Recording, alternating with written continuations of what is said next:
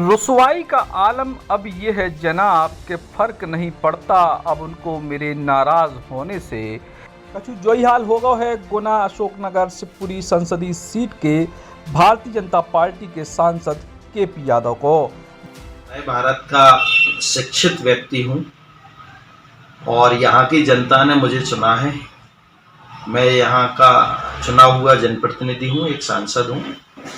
जहाँ कहीं लगता है कि एक जनप्रतिनिधि के जो अधिकार हैं उनका हनन हो रहा है, तो निश्चित ही मैं संबंधित विभाग को या अपने शीर्ष नेतृत्व को उससे अवगत कराता हूँ। दरअसल अब केपी यादव कितों के नहीं रहे। अब आप सोचो कि आखिर ऐसा क्या होगा कि जी वजह से जा बात कहने पर रही।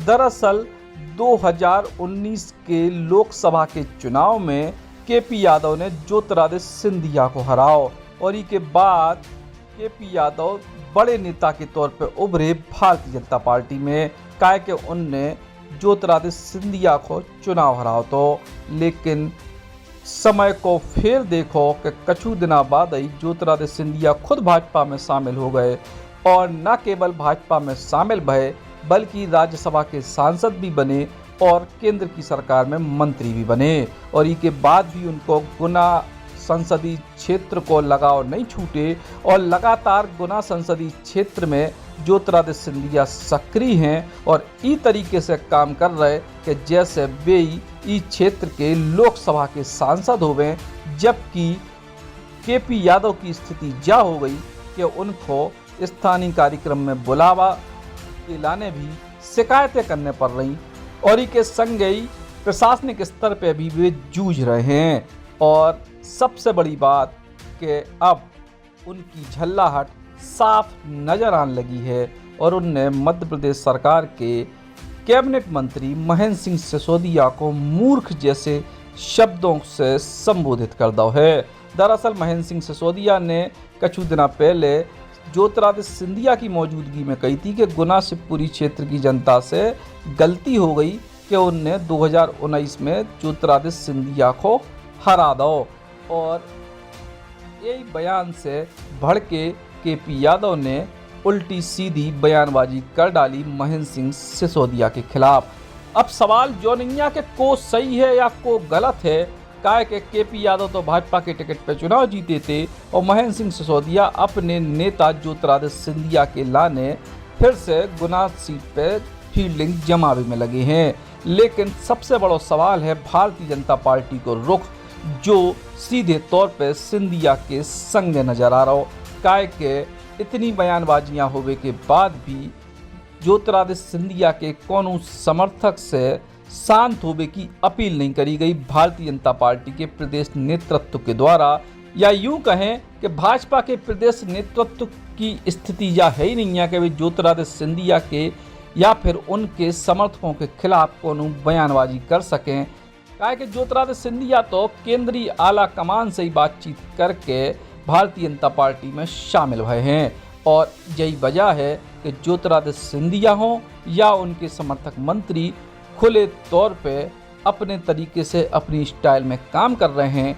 और यही के बाद अब गुना सीट के सांसद केपी यादव के सामने स्थिति जा हो गई कि उनकी ना तो पूछ परख आज है और ना भविष्य में कौन उनकी पूछ परख होवे की उम्मीद है। काहे के गुना सीट पे ना केवल ज्योतिरादित्य सिंधिया की नज़र है बल्कि उनके समर्थक भी पूरी तैयारी में हैं कि एक बार फिर से 2024 में लोकसभा को चुनाव भारतीय जनता पार्टी के टिकट पे ज्योतिरादित्य सिंधिया लड़वें। और जब से ज्योतिरादित्य सिंधिया भारतीय जनता पार्टी में शामिल हुए हैं सो केपी यादव वैसे ही इस क्षेत्र में अपने तरीके से काम कर नहीं पा रहे और ऐसे में अगर वे चुनाव में उतरत भी हैं तो उनकी जीत की कोनो गारंटी नहीं है और भारतीय जनता पार्टी कोनो भी हाल में अपनी एक सीट गवावो नहीं चाहे। गुना अशोकनगर सीट पे भविष्य में केपी यादव भाजपा के टिकट पे नजर नहीं आए, ये बात को अंदाजा इसे भी लगाया जा सकत कि कुछ दिन पहले ही भारतीय जनता पार्टी ने उनको प्रदेश प्रवक्ता बना के भोपाल की तरफ शिफ्ट करने की कोशिश करी। और यही वजह है कि अब केपी यादव के सामने कोनो विकल्प बचे नहीं सिवाय ज्योतिरादित्य सिंधिया के आगे शरणागत होवे के या फिर फिर से वही सेल्फी जो केपी यादव ज्योतिरादित्य सिंधिया के सामने सालों से लेते आए।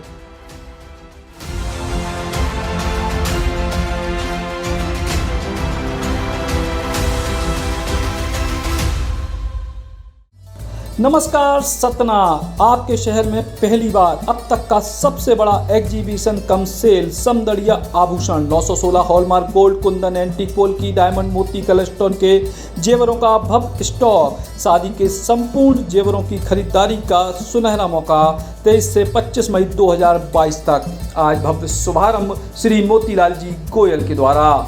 उपहार योजना न्यूनतम 2 लाख रुपए के गहनों की खरीद पर पाएं गारंटेड सोने का सिक्का और 10,000 रुपए से अधिक के गहनों की खरीद पर पाएं गिफ्ट वाउचर और उपहार योजना में जीते लाखों के इनाम। अब एक साल में कीजिए MPPSC की पूरी तैयारी। मध्य प्रदेश के सबसे सफल टीचर लक्ष्मी शरण मिश्रा जी के मार्गदर्शन में ज्वाइन कीजिए MPPSC सुपर 100 बैच। एडमिशन होंगे केवल 6 जून 2022 को। फीस है केवल 36,000 रुपये। कॉल करें 7747068666 पर।